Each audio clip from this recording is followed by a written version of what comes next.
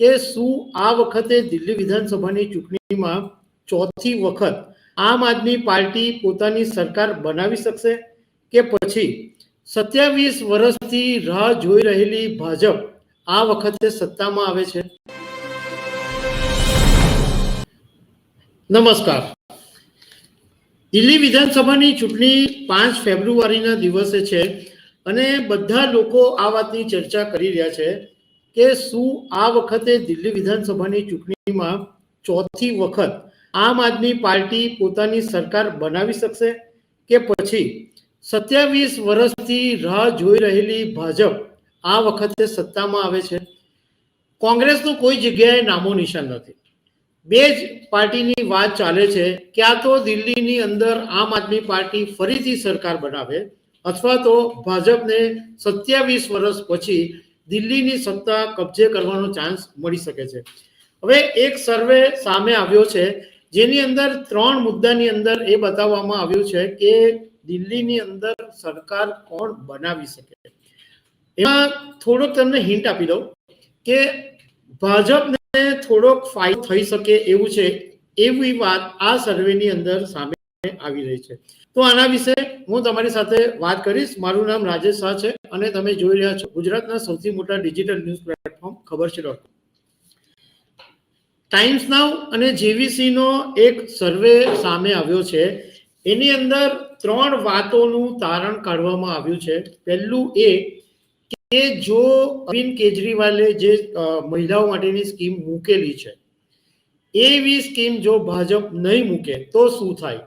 જો અરવિંદ કેજરીવાલની જેવી જ સ્કીમ ભાજપ મૂકે તો રિઝલ્ટમાં શું ફરક પડે?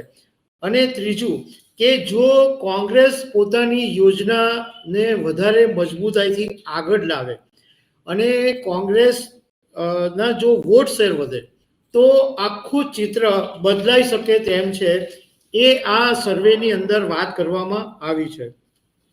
પહેલા મુદ્દામાં એ કહેવામાં આવ્યું છે કે જો જે પ્રમાણે આમ આદમી પાર્ટીએ મહિલા વોટર્સ ઉપર પહેલેથી દાવ લગાડ્યો છે અને મહિલાઓને લુભાવવા માટે 2100 રૂપિયા દર મહિને આપવાનું વચન અને મફત વીજળી આપવાનું વચન આમ આદમી પાર્ટીએ આપેલું છે. હવે જો ભાજપ મહિલા વોટર્સને લુભાવવા માટે આ કેજરીવાલનો દાવ નહીં અપનાવે તો દિલ્હીમાં આમ આદમી પાર્ટી સરળતાથી જીતી શકે એમ છે. પણ જો ભાજપ આવી સ્કીમ આપશે તો એનું ચિત્ર જુદું હશે. પહેલા હું તમારી સાથે એ વાત કરું કે ધારો કે ભાજપ આ યોજના નથી લાવતું અને આમ આદમી પાર્ટીની જ ખાલી આ યોજના છે કે મહિલાઓને 2100 રૂપિયા અને મફત વીજળી, તો આમ આદમી પાર્ટીને 55% મળે, બીજેપીને માત્ર 39% વોટ મળે, કોંગ્રેસને 5% અને અન્યને 1% વોટ મળે. અને ટોટલ મહિલા અને પુરુષોના જો વોટ કાઉન્ટ કરીએ તો આમ આદમી પાર્ટીને 51.30 લાખ વોટ મળે, બીજેપીને 40.70 લાખ વોટ મળે અને કોંગ્રેસને 1.54% જેટલા વોટ મળે. હવે દિલ્હી વિધાનસભાની ટોટલ 70 બેઠકો છે.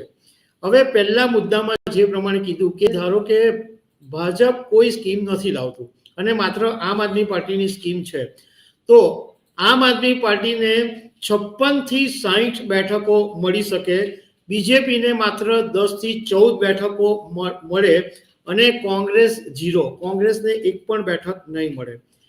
પરંતુ જો ભાજપ આવી સ્કીમ લાવે, મહિલાઓને દર મહિને મફત, મહિલાઓને સન્માન આપવાની, મહિલાઓને રકમ આપવાની અને મફત વીજળી આપવાની, એટલે જે મફતની જે અરવિંદ કેજરીવાલે વાત કરેલી છે અને જે રેવડીની વાતો ચાલે છે એ જો ભાજપ લાવે તો ચિત્ર બદલાઈ શકે.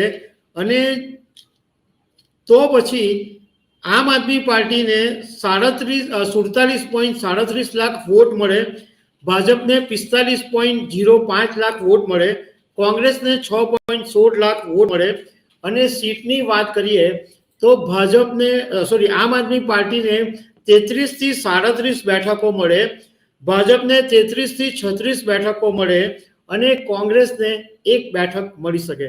તો બીજો જે પોઈન્ટ છે કે ભાજપ પણ જો આમ આદમી પાર્ટી જેવી મહિલાઓના સન્માનની લાડલી બહેન જેવી કોઈ સ્કીમ લાવે અને મફત વીજળી આપવાની વાત કરે તો ચિત્ર બદલાઈ શકે અને સંભવતઃ આમ આદમી પાર્ટીની સાથે કાંટાની ટક્કર થઈ શકે આ બીજી સ્કીમમાં. હવે ત્રીજો જે મુદ્દો છે એની અંદર કોંગ્રેસે 2500 રૂપિયા મહિલાઓને આપવાની વાત કરેલી છે અને જો કોંગ્રેસ આમાં જોર લગાવશે અને કોંગ્રેસ 7% વોટ શેર બી લઈ જશે તો એ ફાયદો ભાજપને મળશે અને ભાજપ માટે દિલ્હીની સત્તા કબજે કરવું એકદમ ઇઝી થઈ જશે. જો કોંગ્રેસ આ વખતે એટલે પોતાની યોજના પર જોર મૂકશે કારણ કે આ વખતે આમ આદમી પાર્ટી અને કોંગ્રેસે ગઠબંધન કરવાની ના પાડી દીધી છે અને બંને એકબીજાની વિરુદ્ધમાં વાતો કરી રહ્યા છે. તો જો કોંગ્રેસનો વોટ શેર 7% વધ્યો અને જો યોજના ઉપર જોર આપ્યું તો ચિત્ર એ બની જશે કે આમ આદમી પાર્ટીને 27 થી 33 બેઠકો મળે, ભાજપને 37 થી 41 બેઠકો મળે અને કોંગ્રેસને 0 થી 2 બેઠકો મળી શકે. મતલબમાં આ સર્વે સાચો જ હશે એવું હું કહેતો નથી, એવું અમે માનતા બી નથી, પણ ધારો કે આ લોજિક કામ કરી જાય તો આનો મતલબ એવો થાય છે કે લડાઈ સીધી આમ આદમી પાર્ટી અને ભાજપની વચ્ચે જ છે. કોંગ્રેસ સત્તામાં આવે એવું કોઈ ચિત્ર અત્યારે દેખાતું નથી અને એવું જાણકારો એવું કહે છે કે ભાજપ આ વખતે દિલ્હી વિધાનસભાની ચૂંટણીમાં મહિલાઓ માટે યોજના 100% લઈને આવશે જ કારણ કે છેલ્લી જે વિધાનસભાઓની જેટલી પણ ચૂંટણી થઈ એમાં મહિલા વોટર્સો મહત્વનો રોલ ભજવ્યો હતો. તો હવે 5 ફેબ્રુઆરીએ ચૂંટણી થશે અને 8 ફેબ્રુઆરીએ જ્યારે મતદાન આવશે ત્યારે આપણને ખબર પડશે કે દિલ્હીમાં કોની સરકાર બની. તો દર્શક મિત્રો આવી અનેક વાતો સાથે અમે તમને મળતા રહીશું. Thank you very much.